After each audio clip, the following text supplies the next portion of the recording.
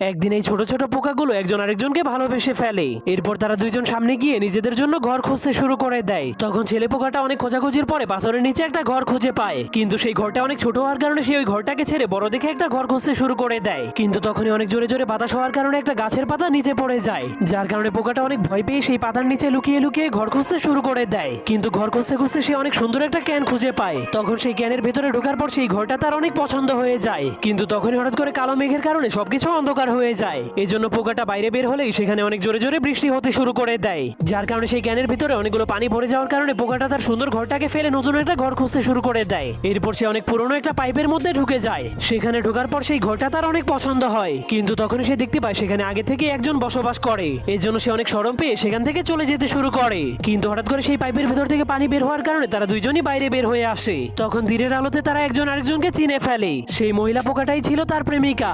এরপর তারা জঙ্গলের